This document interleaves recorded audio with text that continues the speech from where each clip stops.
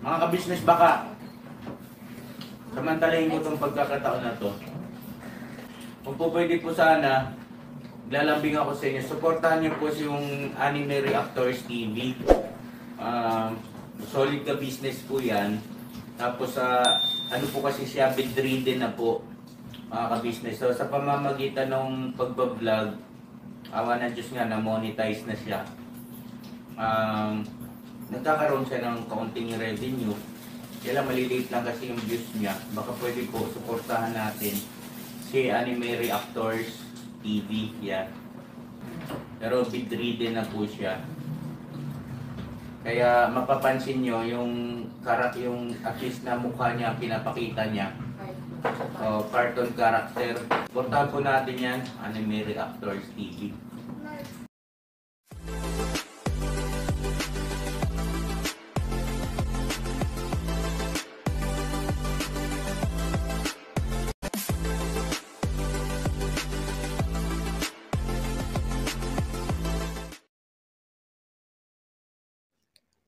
Hello guys, mapagpalang araw po sa ating lahat. Narito pong muli ang inyong lingkod, Anime Reactors TV. At sa mga hindi pa po nakaka-subscribe dyan sa aking munting channel, ay baka pwede naman pong makipindot na po ng subscribe button. At makilike and share na rin po ng aking mga video. At patuloy din po natin suportahan ang Mag-amang Ka-Business Official at Papa Dins TV. At ganun din po yung kanilang second YouTube channel na Ka-Business Family, na kung saan ay ang 3M nga po ng Ka-Business Family ang nagbablog dito. Yan, panibagong araw, panibagong reaction ulit tayo guys. At for today's video po ay gawan po natin ng reaction itong patungkol dito sa update dito kay Kuya Bong. At sa reaction ko pong ito ay dalawang upload video ni Ka-Business ang re-reactionan ko dito. Ito yung magkasunod nga pong upload video nila patungkol dito kay Kuya Bong. At ang lalamanin nga po nito ay yung patungkol dito sa komento ng isang Ka-Business subscriber na nagsabi na itong si Ate Maylin nga daw po at si Kuya Bong ay pinilit lang nila Ka-Business na magpakasal. At nabanggit din dito sa komentong ito na itong si Ate Clarissa nga daw at si Kuya Bong ay nagkabalikan na. At hahagipin din ng ating reaction video ito yung patungkol dito sa natuklasan nila Ka-Business na hindi magandang habit nitong si Kuya Bong. At syempre tatalakayin din natin kung ano yung mga naging sagot ni Kuya Bong sa lahat ng yan. At ito guys, unahin na po natin itong naging comment nitong isang subscriber ni Ka-Business na nagsabing itong si Ate Maylin nga daw po at si Kuya Bong ay pinilit lang nitong sila Ka-Business na makasal. At ang naging sagot po dyan nila Ka-Business ay hindi nila pinilit itong si Kuya Bong at si Ate Maylin na magpakasal. Totoo yan guys, dahil kung pinanood lang natin ng maayos at inunawa natin yung video na kung saan ay itinakda itong kasal ni Kuya Bong at ni Ate Maylin. Doon guys sa video yon, una doon ay kinausap ni Mr. and Mrs. Ka-Business itong si Kuya Bong patungkol doon sa pag-absent nito at kung saan ito lagi napunta. At nalaman nga dito nila Ka-Business na itong si Kuya Bong ay laging nandun kay Ate Maylin. Kaya ang ginawa ni Ka-Business ay ipinatawag niya itong si Ate Maylin para kausapin patungkol nga dito sa kanilang dalawa ni Kuya Bong. At nung nandito na si Ate Maylin, ay tinanong ni Ka-Business kung ano nga bang ugnayan ang meron itong dalawang ito. Bagamat sinabi ni Kuya Bong at Ate Maylin na wala pa sila, ay nung tanongin ni Ka-Business itong si Kuya Bong kung may gusto ba ito kay Ate Maylin, ay ang sagot ni Kuya Bong ay oo, meron daw. Ngayon tinanong ito si Ate Maylin ni Ka-Business Kung may pag-asa ba sa kanya si Kuya Bong? At ang naging sagot dito ni Ate Maylin, kahit nagpaligoy-ligoy pa siya nung una, ang ending nung sagot niya ay meron. Kaya ang ginawa ni ka-business, pinag-usap itong dalawang ito. Nang tungkol sa kung ano yung plano nilang dalawa. Dahil kung magkakasundo nga daw itong dalawang ito, ay di papakasal nila. Yun yung sabi ni ka-business. At yung desisyon na magpapakasal itong si Kuya Bong at Ate Maylin ay desisyon yan ni Ate Maylin at ni Kuya Bong. Hindi yan desisyon nila ka-business. Maging yung February 12 na itinakda nilang kasal, yung kagustuhan ni Kuya Bong na sinang-ayunan ni Ate Maylin.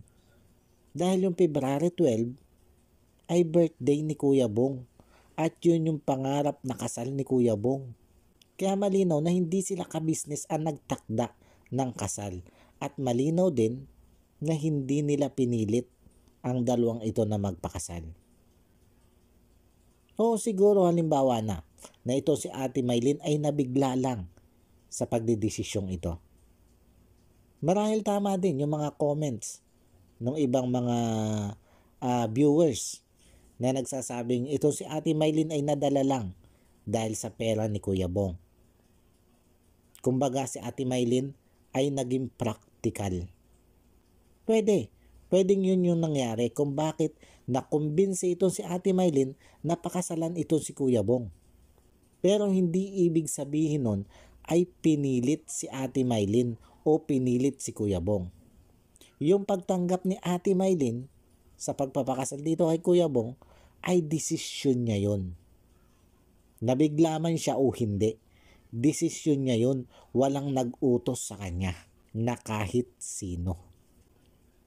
At ito si Kuya Bong, kung sinasabi natin na ipinipilit nila ka-business itong si Ate Maylin para kay Kuya Bong, ay hindi guys. Dahil kung matatandaan niyo yung isang vlog ni ka-business na kung saan sila'y nasa van, ay sinabi dito ni Kuya Bong, mismo si Kuya Bong ang nagbukas dito na babalikan niya si Ate Maylin. Na maalam siya kay Mr. and Mrs. ka-business na gusto niya uling ligawan ito si Ate Maylin. Dahil mahal nga daw niya ito. Na nung panahong yun ay nagulat pa nga itong si Mr. and Mrs. ka-business. At sinabi dito kay Kuya Bong na sigurado ka ba dyan sa sinasabi mo? Dahil ang alam nga nito si Mr. and Mrs. ka-business ay itong si Ate Maylin ay in love kay Budoy. Kaya parang nag-alangan sila na payagan itong si Kuya Bong naligawan ulit itong si Ate Maylin. Bagamat hindi sila tutol, pero nag-alangan sila. Dahil nga doon sa pagkakaalam nila na ito si Ate Maylin ay in love dito kay Budoy. Kaya paano mo masasabi na itong si Kuya Bong ay ipinilit lang dito kay Ate Maylin? Ay samantalang itong si Kuya Bong nga naghahabol dito kay Ate Maylin. Kaya malinaw na walang pilitan dito sa pagitan ni Ate Maylin at Kuya Bong. Walang sino man na namilit dito. Dapat maging malinaw yan sa inyo guys. Dapat maging malinaw yan sa atin. At dito naman sa sinasabi nga nitong nag-comments na ito dito kay ka-business na nagkabalikan na daw itong si Ate Clarissa at itong si Kuya Bong. Huwag daw pigilan nila ka-business itong si Kuya Bong. Guys, hindi pinipigilan nila ka-business itong si Kuya Bong. At itong si Kuya Bong nga ay hindi kayang diktahan itong sila ka-business. Kita nyo naman, pag ayaw nitong pumasok, ayaw nitong pumasok. Kung saan nito gustong pumunta, napupuntahan niya ni Kuya Bong. Katulad nga ng pagpunta nitong si Kuya Bong doon sa bahay ng nanay ni Ate Clarissa, doon sa Bulacan. Hindi naman alam nila ka-business yun. At kahit alam nila ka-business, napupunta doon si Kuya Bong, ay hindi naman nila pipigilan yan. Doon na lang sa sinabi ni Kuya Bong na magbabakasyon muna siya. Pinigilan ba siya ni ka-business? Pinigilan ba siya ni Mrs. ka-business?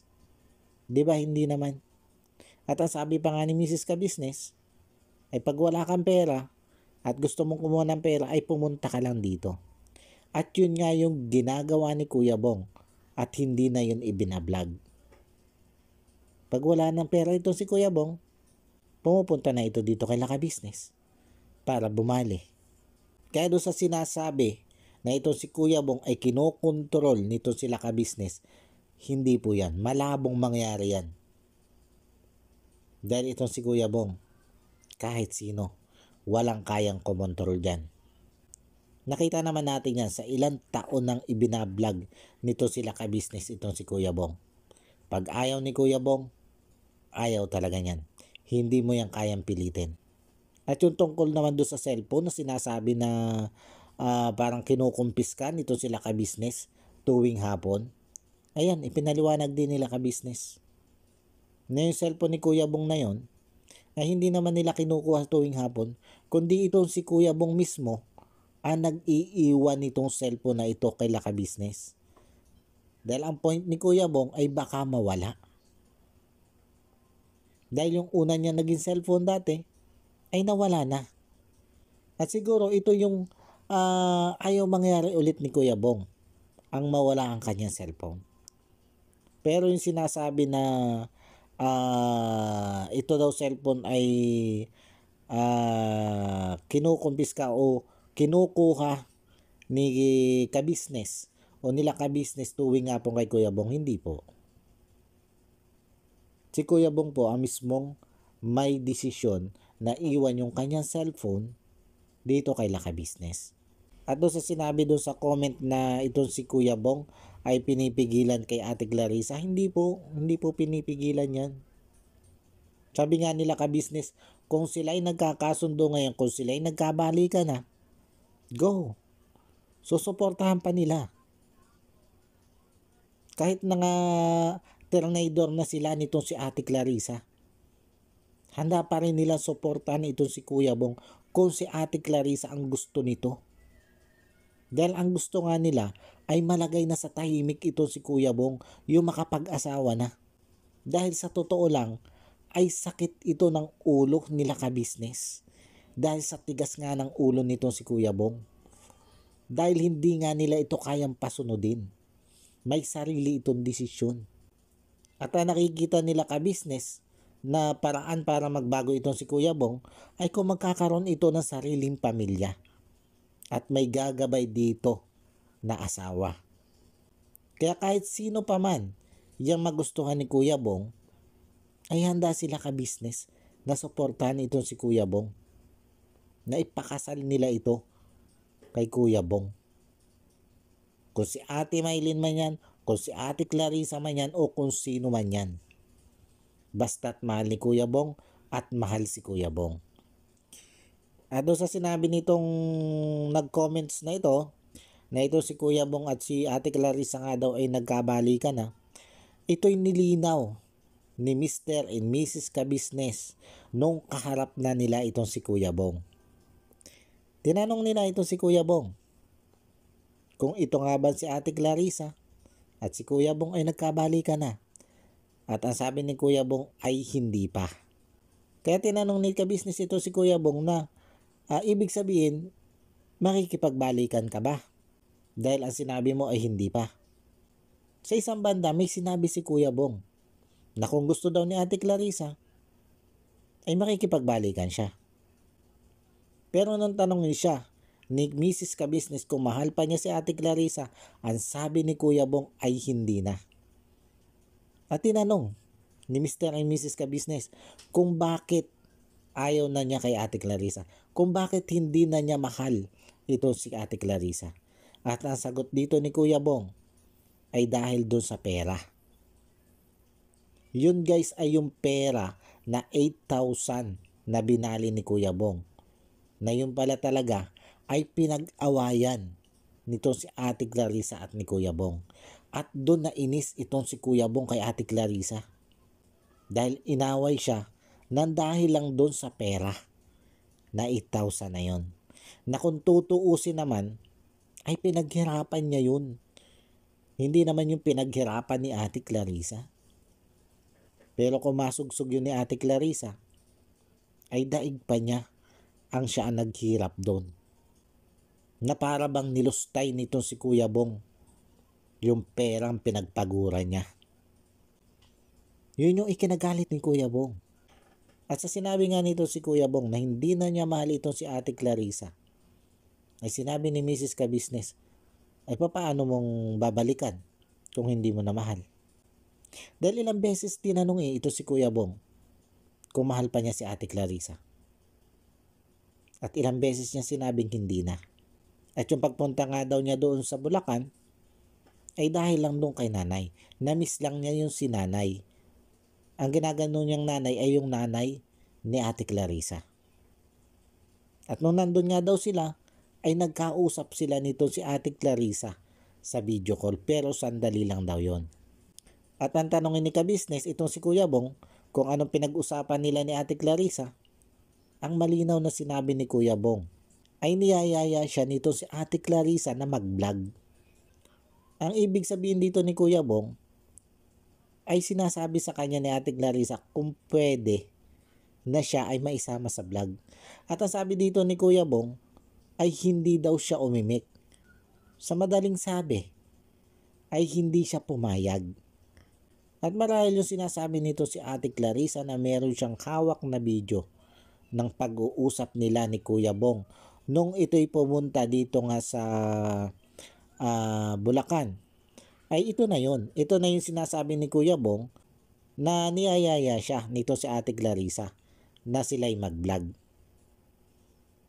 Kaya lang malinaw naman sa sinabi ni Kuya Bong na hindi siya umimik. Na ibig sabihin nun ay hindi siya pumapayag o hindi siya sang-ayon na siya ay maisama sa vlog nito si Ate Clarissa. Pero pwede din kasi ito guys na sinasabi ni Kuya Bong na niyayaya siya nitong si Ate Clarissa na mag-vlog ay maaaring ang balak nitong si Ate Clarissa ay kuhanin itong si Kuya Bong para makatuwang sa vlog. Dahil alam niya na maraming nagmamahal dito kay Kuya Bong. At kung makukuha nga naman niya itong si Kuya Bong na makasama sa vlog, kung mapapapayag niya itong si Kuya Bong na sa kanya na lang sumama sa pagbablog niya, ay makukuha nitong si Ate Clarissa yung mga viewers na nagmamahal dito kay Kuya Bong. Dahil alam naman natin na kaya nagka-subscriber ang channel nito si Ate Clarissa ay nang dahil kay Kuya Bong. Dahil sa paggamit niya sa pangalan at picture ni Kuya Bong sa mga vlog niya. At sa ginawa niya mga mapanirang patutsada dito kay Laka Business. Kumbaga, nagkaroon siya ng subscriber nang dahil dito kay Kuya Bong. At dun sa ginawa niyang paninira dito kay Laka Business. Hindi sa sarili niyang sikap. Kaya nga hanggang sa ngayon patuloy niyang ginagamit ang pangalan ni Kuya Bong sa kanyang mga vlog. At patuloy pa rin nga niyang sinisiraan itong si Laka Business para magkaroon siya ng mga views at subscriber. Kaya hindi malayo na itong pagyayaya niyang ito kay Kuya Bong na makasama sa vlog ay gusto niyang sulutin itong si Kuya Bong dito kay Laka Business. Pag nga naman sumama sa kanya si Kuya Bong sa vlog, ay marami magsusubscribe sa kanya. Maraming manonood sa kanya. Dahil alam naman natin na kahit ganito itong si Kuya Bong ay marami ang sumusubaybay sa buhay nito. At dito interesado itong si Ate Clarissa sa mga nagmamahal kay Kuya Bong. Hindi naman talaga dito kay Kuya Bong siya interesado. Okay guys, lipat na tayo ng topic. At ito, tinanong na nga po nitong si Ka-Business itong si Kuya Bong na kung sino ba yung papakasalan niya, kung sino ba yung gusto niyang pakasalan. Kung si Ate Clarissa ba o ito si Ate Maylin. At ang sinabi dito ni Kuya Bong ay si Ate Maylin pa rin. Kaya nga lang, ang hindi natin alam kung ito si Ate Maylin ba ay gusto pang magpakasal dito kay Kuya Bong. Dahil ito si Ate Maylin ay hindi na kumukontak dito kay Laka Business. Kumbaga siguro parang nabigla nga lang ito si Ate Maylin ng pagdidesisyon. Napapakasalan nga niya ito si Kuya Bong. Siguro talagang nadala nga lang siya doon sa nakita niya na pwedeng maging ganansya niya dito kay Kuya Bong. Hindi naman sa sinasabi natin yun talaga yung naging pakay ni Ate Maylin. Pero sa ipinapakita niyang ito ngayon ay parang yun nga lang yung tiningnan niya. Yung kung ano ang meron itong si Kuya Bong. At siguro nung makauwi siya dun sa kanila ay napagnilay-nilay niya na ayaw niya pakasalan nitong si Kuya Bong. Nung nagdadalawang isip siya ngayon, napakasalan nitong si Kuya Bong. Kaya ang nangyari dito ay ito sila ka-business ang tila napaglaruan dito. Tapos ngayon lumalabas na sila ka-business yung mali pa dito. Ay sila na nga yung tila naloko dito eh. Sila na nga yung tila napaglaruan dito eh. Dahil hindi naman sila yung nagdesisyon na magpakasal itong dalawa, ay ngayon na sinisisi ng mga viewers ay ito sila ka-business. Dahil pinipilit daw ko no. Ewan ko ba dito sa mga viewers na ito kung ano yung pag-iisip. Kumbaga nanunood ng vlog hindi naman inuunawa.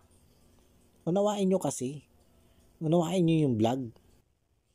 Hindi yung pag nabasa nyo yung title at nakita nyo yung thumbnail ay doon nyo na agad ibabase yung inyong mga comments. Pero alam nyo guys, ang nakakaalarma dito sa naging vlog na ito ay itong natuklasan nito sila ka-business patungkol dito kay Kuya Bong. Na ito pala si Kuya Bong ay may kakaibang habit. At ang habit nga pong ito ay ito. Natuklasan ito sila Mrs. Ka-business nung pumunta dito sa bahay nito si Kuya Bong. At ang purpose nila dito, kaya sila pumunta dito kay Kuya Bong, ay parang hanapin nito si Kuya Bong at makausap. At isa pa, yung pagpapalit nila dun sa doorknob at padlock ng pintuan nito si Kuya Bong. Dahil itong ang doorknob ng pinto ni Kuya Bong ay sinungkit na nito si Kuya Bong, sinira na niya nung mawala yung kanyang susi. At ganon din yung kanyang padlock. Hindi na ayos yung padlock ni Kuya Bong. Kumbaga yung main door ni Kuya Bong ay madali na lang pasukin. At yun nga, nung pumasok sila dito sa bahay ni Kuya Bong, ay nadat na nilang napakakalat ng bahay ni Kuya Bong. Yung mga gamit ni Kuya Bong nakakalat doon sa bahay. At nung tingnan nila yung mga nakakalat na damit doon, ay nakita nila na may dalawang short na pambabae.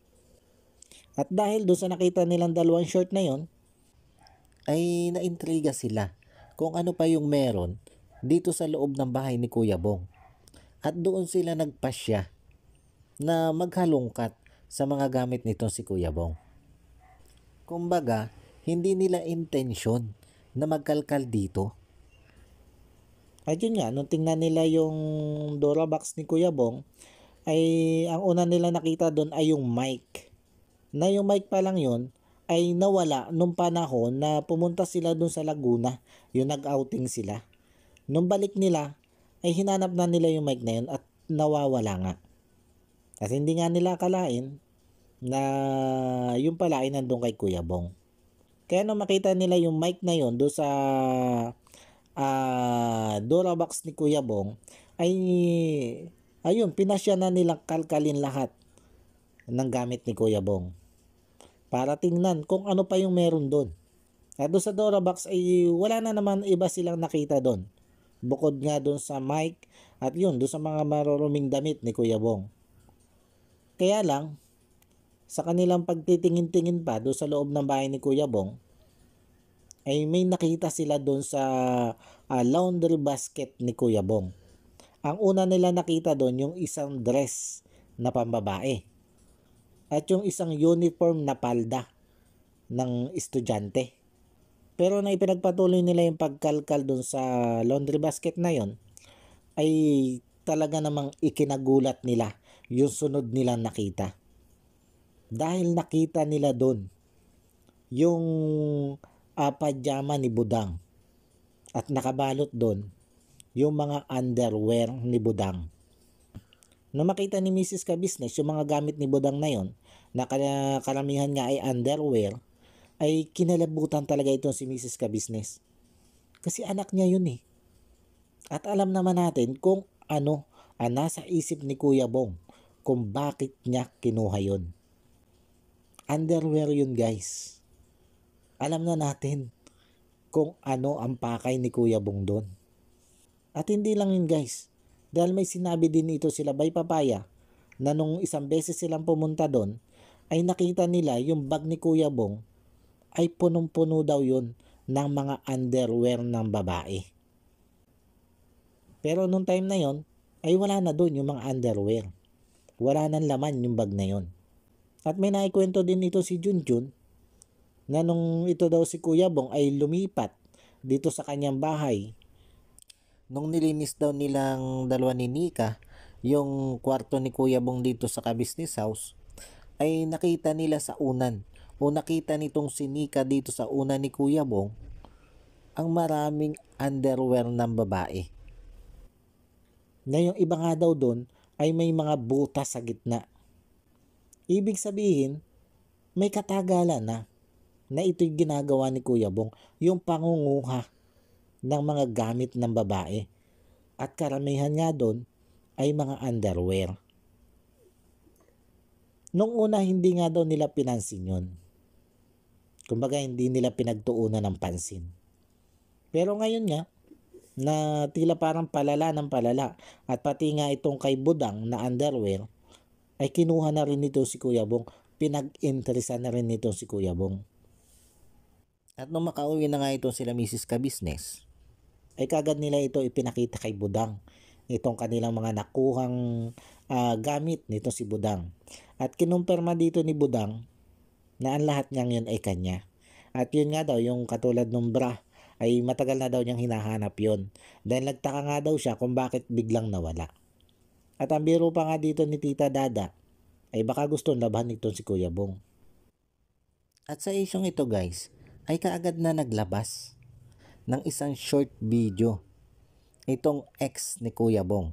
Ito guys, pakinggan natin kung ano yung sinasabi niya dito patungkol sa isyong ito. Wow, ang galing mo magtanim. Binuo mo pa. Lubos-lubosin niyo yung pagtatanim. Malinaw yan. Malinaw yan guys na ang tinutukoy niya dyan ay itong pagkatuklas nila Mrs. Kabisnes dito sa mga underwear sa bahay ni Kuya Bong. O di ba guys? Kaagad may mga ganito na agad silang konklusyon na ito daw itinanim nila ka-business o itinanim ng ka-business team na pumunta dito kay Kuya Bong. Ngayon, ang tanong pa paano may itanim ito nila ka-business ay nandun sila Ate Ninette at yung isang kapitbahay ni Kuya Bong. Noon sila naghahalongkat, kita nila Ate Ninette kung saan ito nakuha nila Mrs. Ka-business. Kaya paano masasabing ito'y itinanim ng ka-business team? Dito natin makikita kung gaano kakitid ang utak nito nagsabing ito. Dito natin makikita na ang interest lang talaga ng nagsabing ito ay siraan itong sila ka-business. Malinaw yan. Kasi kita mo, nasabihan agad niya na itinanim ito nila Mrs. Ka-business, unang ka-business team na nagpunta dito kay Kuya Bong. Kumbaga, na-i-judge agad niya ng ganun kabilis itong sila Mrs. Ka-business at ang buong ka-business team na nagpunta dito sa bahay ni Kuya Bong. Ganito ito ka-judgmental itong taong ito. Naturingan pa ito maka-Diyos pero walang ibang inisip kundi siraan yung mga taong wala namang ginawang masama sa kanya. Yung mga taong walang ipinakitang masama sa kanya. At ang dahilan niya dito ay wala namang iba kundi ang magparami ng views at subscriber sa kanya YouTube channel. Okay, dumako naman tayo guys dito sa pagkompronta nitong si Mrs. and Mr. Ka-business dito kay Kuya Bong. At nung kumprontahin ni Mrs. and Mr. Ka-business itong si Kuya Bong, patungkol dun sa mga underwear na nakita sa bahay niya. Ay ang sagot dito ni Kuya Bong ay napulot lang niya yun sa basurahan. Kumbaga, direktang inaamin ni Kuya Bong na yung mga underwear na yon ay nasa kanyang bahay talaga at malinaw na hindi yun itinanim o hindi yun dala nila Mrs. Ka-Business at ng buong Ka-Business team. Dahil inamin ni Kuya Bong na yung mga underwear daw na yon ay napulot niya sa basurahan. Yun yung alibay niya. Napulot niya sa basurahan. At doon sa sinabi niyang napulot niya yung sa basurahan, ibig sabihin nun, inaamin niya na may mga dinala siyang underwear doon sa loob ng kanyang bahay. Pero itinanggi niyang kay Budang yun. Dahil sa ibang tao daw yun. Kaya lang, kinumpirma ni Mrs. Ka-Business at ni Budang na kay Budang yun. Pero hindi na pinilit ni Mr. Ka-Business si Kuya Bong patungkol dito sa bagay na ito. Kaya doon sa nagsabi na ito'y itinanim nila Mrs. Ka-Business at ng Ka-Business team, abay supalpal sa'yo yun. Supalpal sa'yo yung sinabi mong yun. Dahil ito, inamin na ni Kuya Bong na yung mga underwear na yun ay talagang dinala niya sa bahay niya. Kaya lang ang alibay nga niya ay napulot lang daw niya yung sa basurahan. At syempre, sino ba naman tanga na maniniwala sa alibay na ito ni Kuya Bong? Alibay ito ng isang bata. Hindi tayo kahapon lang ipinanganak. Siguro naman alam natin yan. Siguro naman hindi tayo mga bobo para hindi natin maanalisa na itong mga underwear na ito ay hindi naman talaga napulot sa basurahan. At ang ibang underwear niyang ito ay kay Budang. Kaya paanong mapupulot yun sa basurahan? Di ba guys? Kaya sa'yo na nagsabi na tanim ito nila Mrs. Ka-Business, ay shout out sa'yo. Pinapakita mo lang kung gaano ka ka-judgmental at kung gaano ka ka-desperada na siraan sila Ka-Business. Kaya lang, paano yan? Sila Ka-Business pag nagsalita, laging may batayan. Pero ikaw, ang mga sinasabi mo ay puro ngak-ngak lang. Puro mga paninira lang. At ito, sinagot na nga ni Mr. and Mrs. Ka-Business. Yung mga patutsada mo sa kanila noon, na kuno ay hindi mo ma-reach out. Ito sila Mrs. Ka-Business. Na kuno ay ang paghihiwalay nyo ni Kuya Bong ay dahil sa lost communication. Ito, abangan natin yung mga video na ipapalabas nila Mrs. and Mr. Ka-Business na nagpapatunay na unang-una ay may closure kayo ni Kuya Bong at nagpapatunay na talagang inayawan mo na ng diretso si Kuya Bong. Kumbaga nagdeklara ka na ng formal na hindi mo napapakasalan si Kuya Bong. Samantalang ang pinapalabas mo sa mga video mo na iniurong mo lang yung kasal. Sino ngayon sinungaling? Sila Ka-Business ba? O ikaw? Sino ang naninira ngayon? Na simula nung kayo naghiwalay ni Kuya Bong ay wala kang ibang ginawa kundi ngumakngak ka na lang ng ngumakngak ng mga paninira dito kay Ka-Business. Pero ito sila Ka-Business, ngayon lang nagsalita. Dahil siguro ay napuno na rin sa kangangak-ngak mo. Kaya ito, mga sinabi nila Ka-Business na ito, lahat ito supalpal dyan sa mga pinagsasasabi mong kasinungalingan dyan sa YouTube channel mo. Kaya na, back to you katuloy ngayon. Ito, abangan natin. Abangan natin itong mga video na ipapalabas nila Ka-Business. Dahil sabi nila Ka-Business, ay ipapalabas nila itong video na ito para na rin sa kaliwanagan ng maraming manonood na patuloy na nambabash dito kay Ka-Business. Dahil nga sa ginawa nilang pananahimik sa kabila nga ng mga paninira sa kanila nitong ex-girlfriend na ito ni Kuya Bong. Sa totoo lang naman, nagkaroon lang ito ng subscriber dahil dun sa mga ginawa niyang paninira kay Laka Business at sa paggamit niya sa pangalan ni Kuya Bong at sa picture ni Kuya Bong. Yan naman yung totoo Tapos ngayon, babaligtarin niya sila ka-business. O, di ba? Paano ngayon? May mga hawak na katibayan nito si ka-business. At ngayon nga, na magsalita sila, klaro, may papakita talaga sila na katibayan. Na nung panahon na nag-break, itong si Kuya Bong at ito si ex-girlfriend niya, ay minuto pa lang o segundo pa nga lang na nagbe-break itong si Kuya Bong at itong si ex-girlfriend, ay tinawagan na ni Mrs. Ka-business itong si ex-girlfriend. At itong si ex-girlfriend niya, yung hindi sumasagot. Tapos binaligtad niya na siya daw yung natawag dito kay Mrs. Ka-business at siya yung hindi sinasagot. Samantalang nung sinasabi niya sinatawag dito kay Mrs. Ka-business, nung panahong naka-block na siya sa messenger nito si Mrs. Ka-business, paano ba kanya matatawagan yun? Di ba? Pero nung kabe-break pa lang nila ni Kuya Bong, siya yung hindi sumasagot sa mga tawag ni Mrs. Ka-business. Tapos ngayon, may mga ipinopost siya dun sa FB account niya na mga message niya kay Papa Dins at pinapalabas niya na siya nagre-reach out hindi naman siya nire-replyan, malinaw na paninira na yun. Dahil ito, inilinaw naman ni Papa Dins na nung panahong yun nandun siya sa lugar na walang signal. O kahit pa sabihin na may signal, inayaw mo na si Kuya Bong Nagngangak-ngak ka na nga na wala na kayo ni Kuya Bong. Nahiwalay na kayo ni Kuya Bong. Para ano pa? Para ikay makipagkontakan pa sa'yo, di ba? Para ano? Para magmakaawa?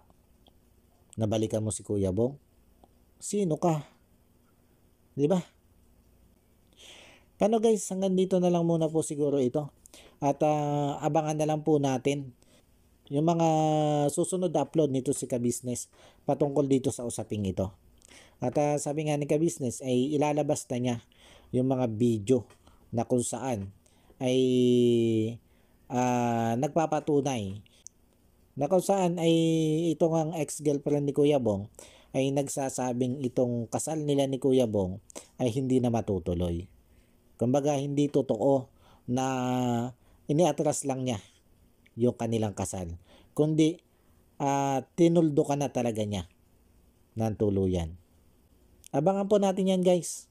At yun po, bago po tayo magtapos syempre malilimutan ko ba namang i-shoutout ang aking solid supporters na si Ma'am Nerissa ng New Jersey. Ma'am, shoutout po sa inyo. At maraming salamat po sa patuloy na pagsuporta at panonood nyo po sa aking mga video. At yun po, wala po akong sawang nagpapasalamat po doon sa mga ipinadala nyo po sa aking blessing. Maraming salamat po ma'am at God bless po sa inyo. Paano po? Hanggang dito na lang muna po yung aking reaction video. At muli po ay maraming thank you po sa patuloy na sumusuporta at nanonood ng aking mga video. At sa mga hindi pa nga po nakaka-subscribe dyan, baka pwede naman po makipindot na ng subscribe button. At makilike and share na rin po ng aking mga video. Muli po ay maraming salamat po and God bless po sa inyong lahat. Anime Reactors, shoutout po. Suportahan natin yan si Anime Reactors TV. Yan, pakisupport po natin. Siya po ay isang bidridden na mga ka-business. Check nyo po yung kanyang YouTube channel, Anime Reactors TV. Siya po siyang bidridden na, ayan, kahit paano nakakagawa-gawa siya ng mga reaction video patungkol sa ka-business official. Suportahan po natin para kahit paano magkaroon siya ng revenue. May magamit siya sa pambili-bili man lang ng gamot. Ano po mga ka-business.